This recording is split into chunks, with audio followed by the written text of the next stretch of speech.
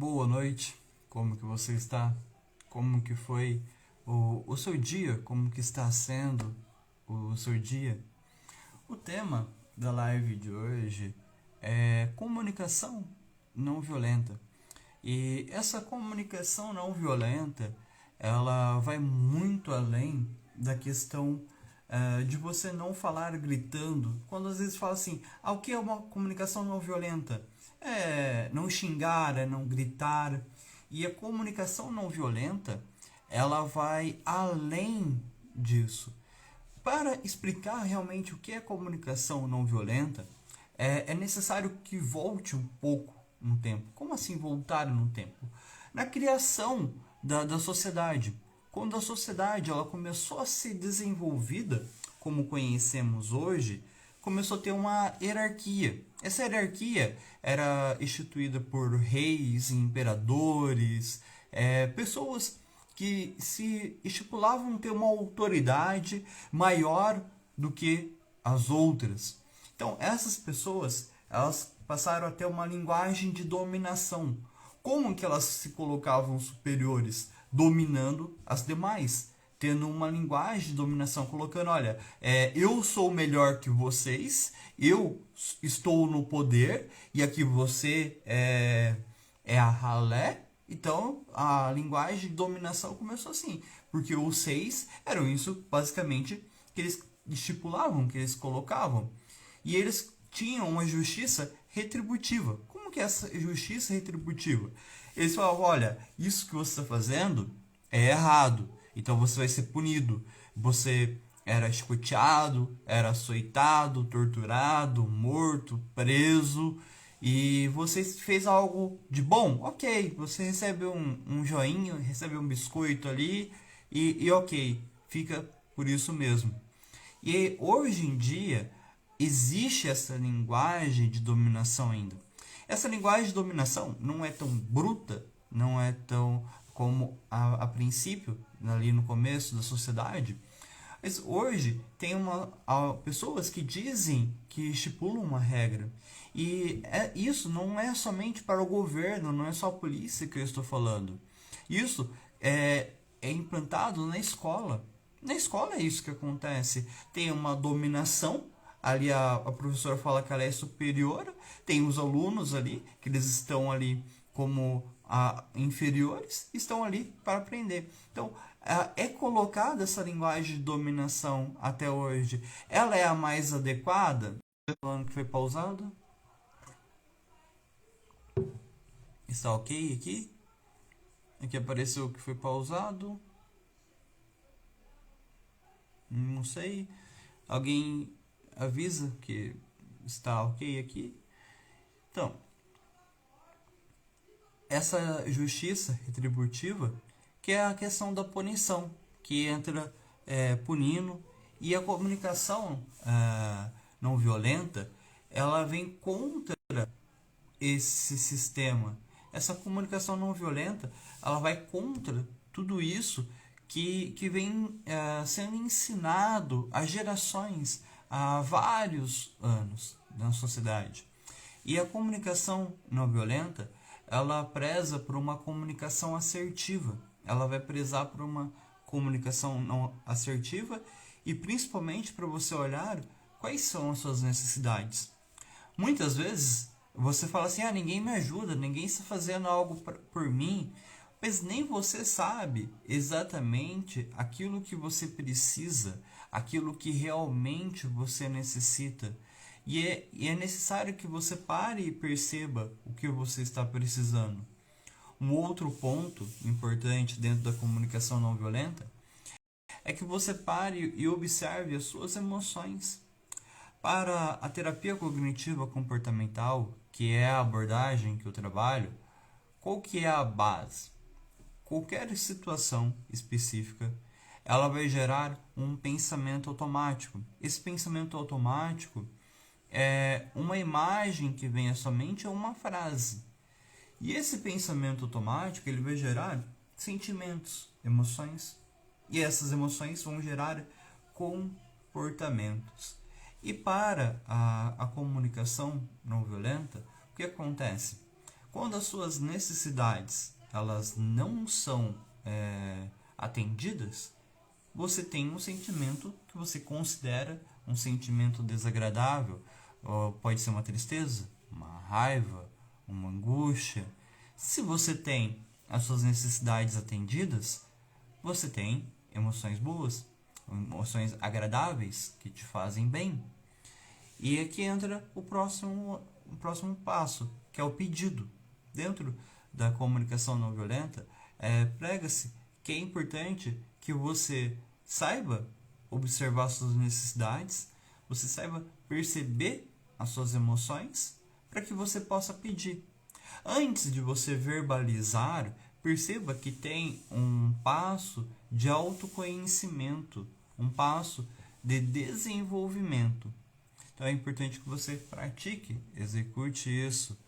E você vai trabalhar a observação e separar fato do que é julgamento. Esse separar fato de julgamento envolve que você perceba o que é um fato, o que é um julgamento. Um exemplo aqui, aconteceu algo na sua vida. Por exemplo, a pessoa ela estava com um livro na mão e de repente você escuta um barulho, que o livro caiu. Qual que é o julgamento que pode ser? A pessoa ela está brava comigo, a pessoa ela está querendo chamar atenção. O que é o fato? O livro estava na mão da pessoa e caiu. Às vezes não é porque ela estava brava, porque ela fez isso por querer. O livro simplesmente caiu. Então perceba que é necessário que você separe fato do que julgamento, porque muitas vezes isso vem acompanhado de uma leitura mental. Uma leitura mental, o que é? É você achar que você sabe o que a pessoa está pensando. Não, eu sei o que a pessoa está pensando, eu sei o que ela vai fazer. E na verdade isso é apenas uma leitura mental. E é importante que você venha separar o fato de um julgamento. Isso daqui é um fato, ok, não tem como negar, mas qual que é o meu julgamento sobre aquilo? E muitas vezes você tem julgamento sobre você mesmo e sobre os outros, porque somos muito bons em ser críticos conosco mesmo, somos muito bons em ser crítico, em julgar, porque somos ensinados a isso. Às vezes não de forma assim, prática, fala assim, olha, eu vou te julgar, vou te criticar, você fazer isso. Mas vemos isso desde pequeno. Vemos nossos pais fazer, nossos professores, as pessoas à nossa volta se julgando, se criticando. Então, a questão da observação e separar tudo isso é muito importante.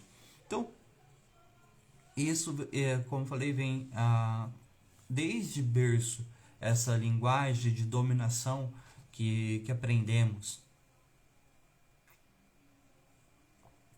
O meu exemplo, quando eu estava na primeira série, eu estava aprendendo, era para estar aprendendo a ler e escrever.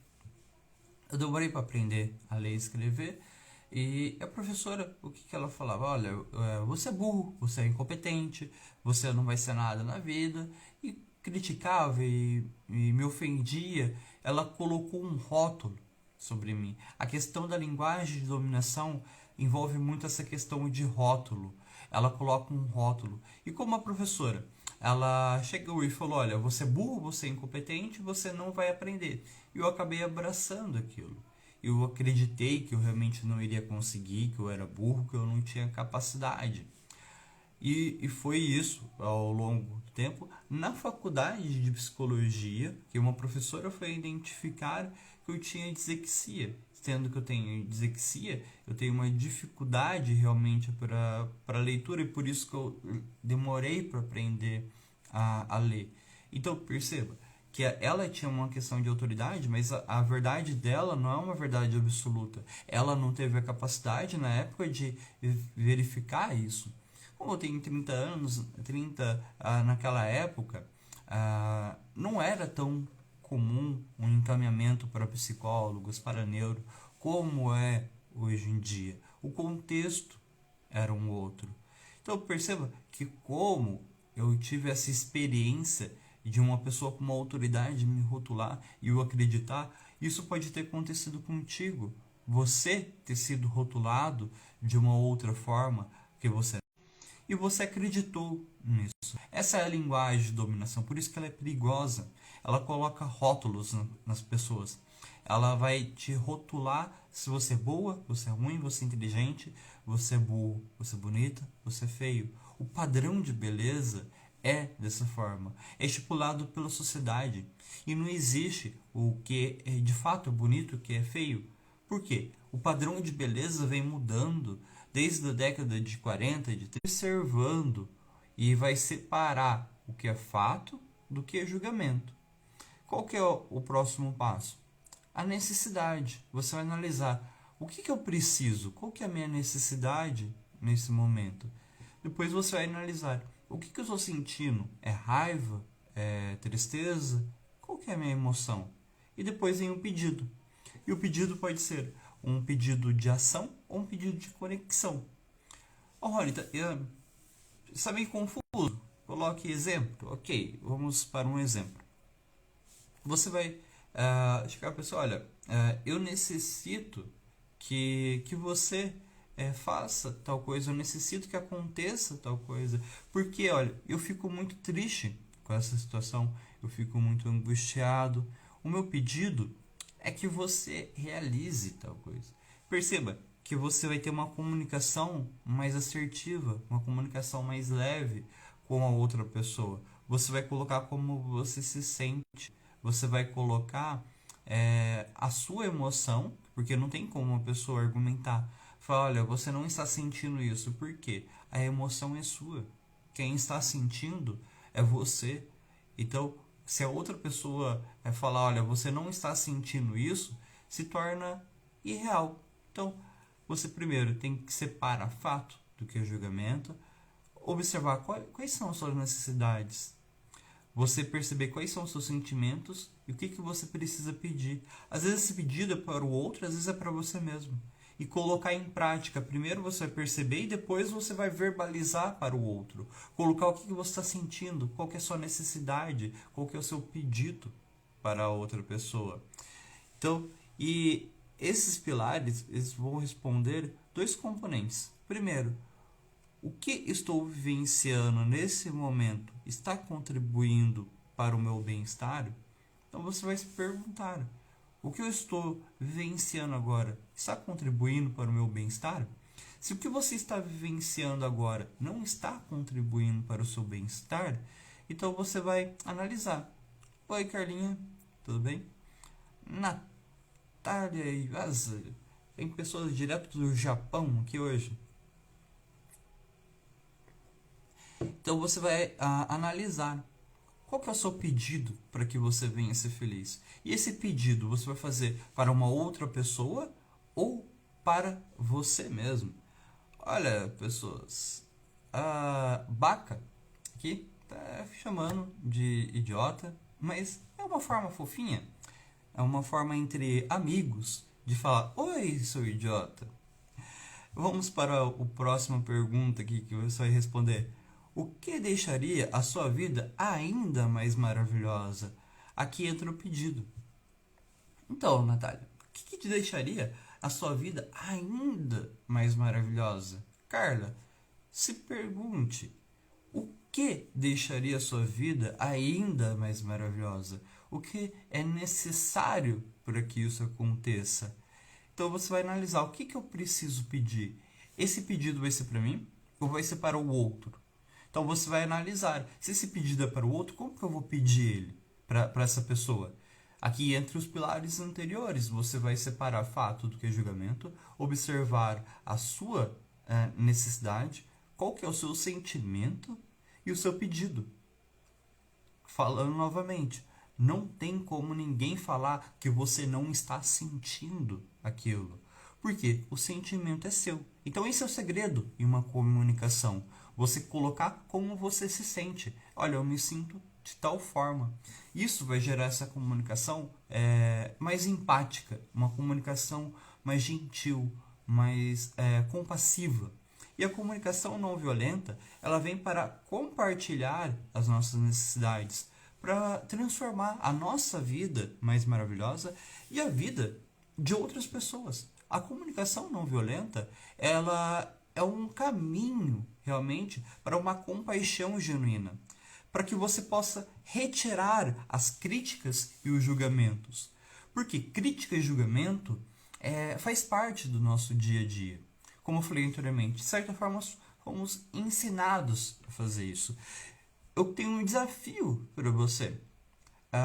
Passe um dia sem se criticar, sem se julgar e sem criticar ninguém e sem julgar ninguém.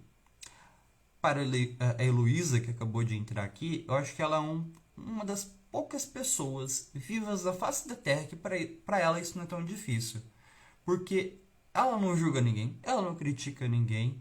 Eu não sei se ela se critica ou se julga, mas essa pessoa é incrivelmente maravilhosa porque ela não critica e não julga ninguém. Isso é uma grande qualidade e transforma a pessoa numa pessoa rara, uma pessoa diferente. Isso. E tirando essas pessoas, a raridade que precisa ser estudadas, como a Heloísa, é muito comum que criticamos, que julgamos os outros e nós mesmos. Então, você vai passar um dia sem criticar, sem julgar as outras pessoas. E você vai perceber como isso está enraizado dentro de você. E então, a comunicação não violenta vem para tirar essas raízes, para tirar isso e transformar a nossa comunicação em algo mais compassivo, mais amoroso no nosso dia a dia. E para a comunicação não violenta, a punição e a recompensa, ela não de uma forma tão assertiva na nossa comunicação. Isso, exatamente. A Carla que disse, a gente nunca vai vestir o mesmo calçado da outra pessoa. Exatamente. Tinha que ser a Miss Psicologia para ter esse insight.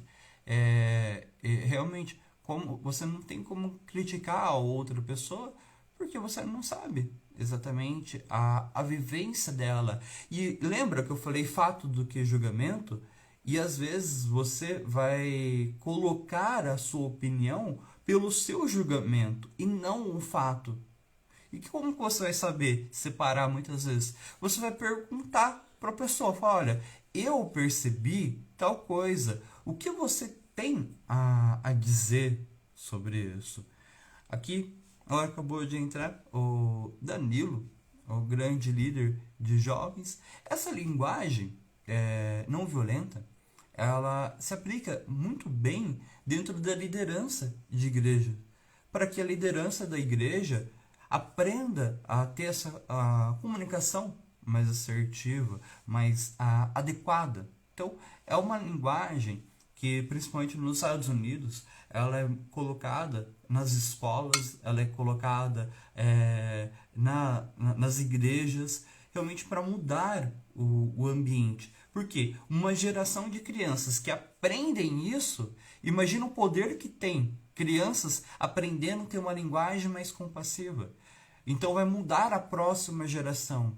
Então isso daqui é algo que é prático, não é algo para ser teórico, é algo para realmente estarmos colocando aqui. E voltando para a questão de punição e recompensa, fica uma pergunta.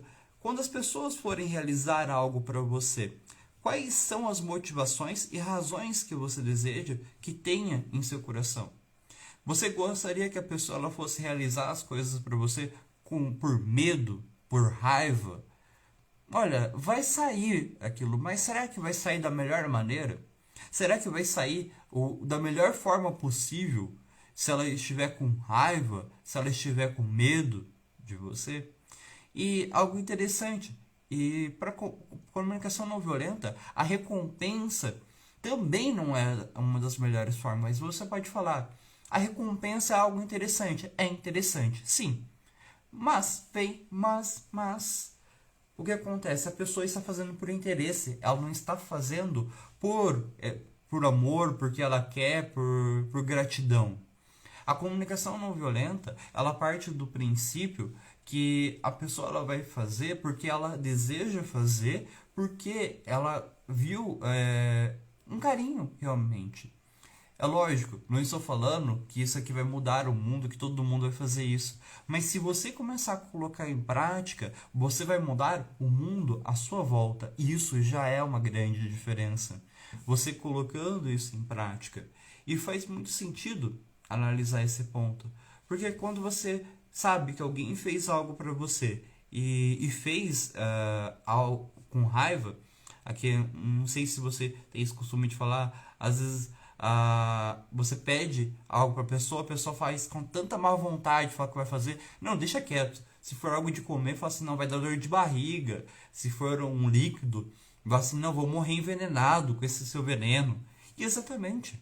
Porque se a pessoa ela vai fazer com tanta raiva ali, com tanto rancor, é melhor que não faça. Isso envolve várias coisas na nossa vida. E outra coisa que a comunicação não violenta, ela fala que tem 4 sentimentos que elas são alertas para que venhamos perceber que a nossa comunicação ela está sendo direcionada para a parte violenta. Então, são 4 sinais, que é a raiva, a culpa, a tristeza e a vergonha. Geralmente, quando a pessoa ela está com raiva, quando ela se sente culpada, quando ela se sente triste ou quando ela sente vergonha, ela passa a ter uma comunicação violenta, ela passa a ser rude ali com o seu sentimento, com a sua fala. Então, perceba, a raiva, quando você está com raiva de alguém, quando a pessoa faz você ficar com raiva, na verdade, é a forma como você interpretou aquele pensamento. É a sua necessidade que não está sendo atendida que gerou essa raiva, que gerou essa angústia. Deixa eu dar um exemplo. A pessoa, você queria muito algo e a pessoa falou que iria fazer para você, ou ela falou que ia te dar, e ela não faz aquilo. E você fica com muita raiva, você fica irado com a pessoa e você fala assim, você me deixa assim. Não, a pessoa ela não tem o poder de mudar a sua emoção. A pessoa ela não tem essa capacidade. Você que tem essa capacidade. E por qual motivo que você ficou tão irada? Porque você pensou, é injusto. Ela pensou de tal forma, ela foi injusta comigo, era para ter feito isso e ela não fez.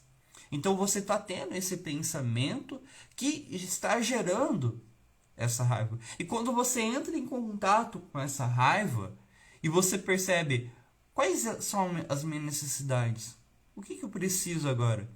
Eu preciso realizar aquilo. Ok, eu preciso realizar aquilo. Então isso já muda, porque você entrou em contato com a sua emoção. Você entrou em contato com o que você necessita naquele momento. Porque tudo vai ser a forma como você interpreta, o seu pensamento a respeito daquilo que vai gerar essa culpa. A culpa, a vergonha vem disso também. Vem, olha, eu tinha necessidade de fazer tal coisa e eu fiz diferente. Eu não tenho a capacidade. Eu sou inútil. Vem aqueles pensamentos e te colocando para baixo, e você vem e analisa quais são as minhas necessidades, qual o pedido que eu tenho que fazer para mim mesmo agora, qual o pedido que eu tenho que fazer para mim. Eu posso pedir ajuda para uma outra pessoa? A tristeza e todas essas questões é uma questão de você analisar isso. E quando você tem raiva, culpa, tristeza, vergonha, você tende a ter uma comunicação mais agressiva, descontar a raiva nos outros. Eu quero que você faça um exercício também, que você pegue um caderno, um bloco de nota e deixe separado para que você escreva o momento que você ficou com raiva, que você ficou triste, e só escreva. E depois você vai analisar qual o pedido que você tinha que fazer para você mesmo naquele momento. Qual que era o pensamento que estava à sua mente naquele momento que te gerou essa raiva? Qual que era a necessidade que não foi atendida que gerou isso? Qual o pedido que você tem que fazer? É para você mesmo? É para outra pessoa? Então, você não vai conseguir fazer isso na hora da raiva, na hora da tristeza, na hora daquele pico. Colocar em prática. E muitas vezes não percebemos as nossas necessidades. Muitas vezes não percebemos e simplesmente reagimos. Você não percebe o que você está sentindo, você simplesmente reage àquilo. E realizando isso, você vai parar de reagir e vai realmente ter a capacidade de dominar isso, a capacidade de ter o controle sobre a sua vida. Quando você sente raiva, vergonha, você não está reconhecendo as suas necessidades e sim reagindo às mesmas. E o que você diz a você mesmo quando você está equivocado? Quando você está equivocado, qual que é o pensamento que vem à sua mente? Provavelmente é um pensamento de crítica, um pensamento que está te julgando, te criticando. Tem uma pergunta para estar te fazendo. Qual o receio que você tem de ser honesto? Aquela opinião que você tem e você não compartilha com as outras pessoas. Por qual motivo que você não compartilha com os outros? Então eu quero que você pare e pense a respeito disso. Provavelmente é um medo. É um medo da reação das pessoas. Porque muitas vezes a nossa segurança está em ser aprovado pelo outro. A sua segurança está em você ser aprovado, em você o outro gostar de você. E a nossa segurança está como responder a outra pessoa e não como eles nos respondem. A sua segurança deve estar como você vai responder. Você ser adulto o suficiente para arcar com a sua responsabilidade, sim, mas também não ficar preso na opinião do outro.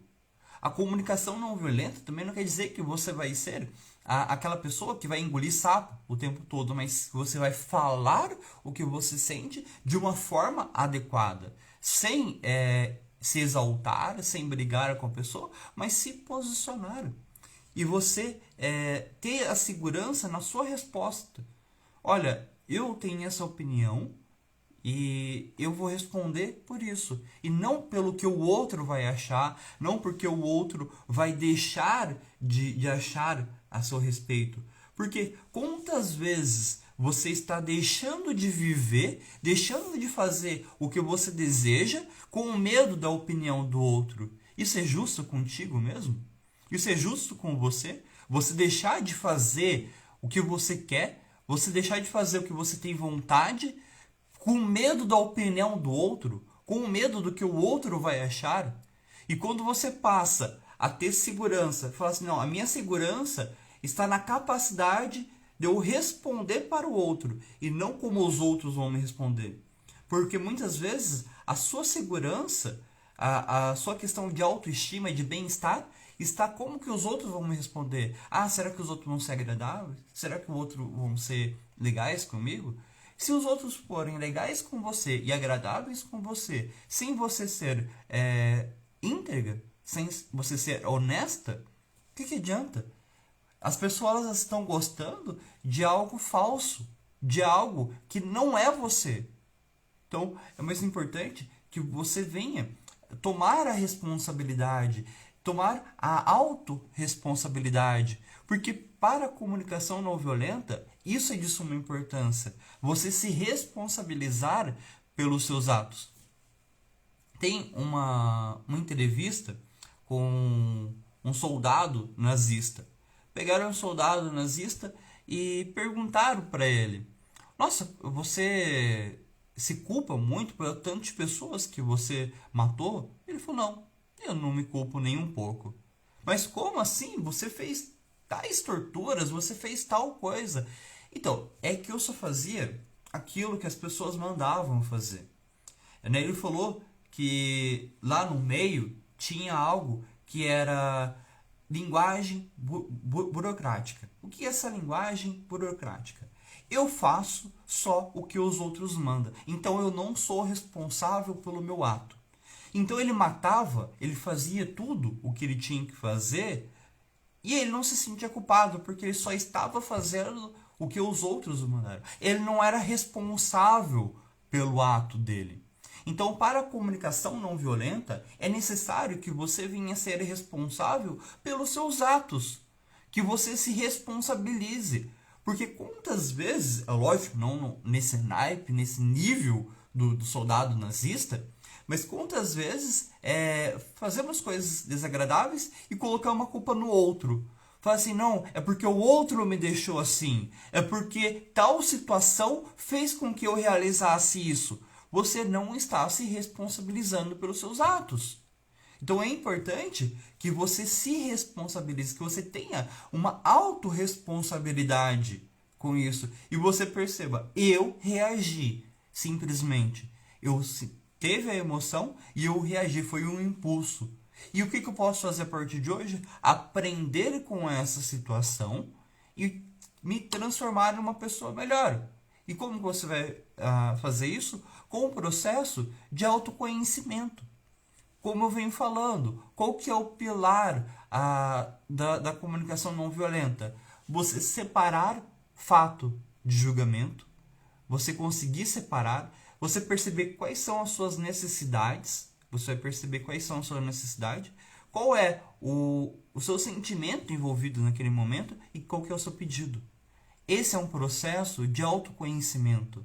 Esse é um processo que você vai olhar para dentro para que você consiga expor para o outro. Como que você vai falar para o outro aquilo que você está sentindo, sendo que nem você sabe?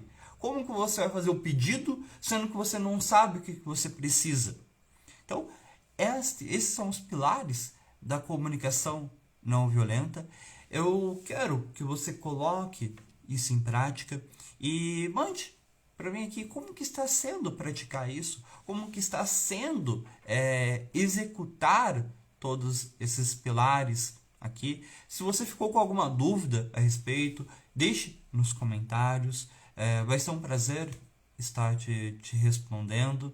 Então, tchau, um grande abraço, um grande beijo.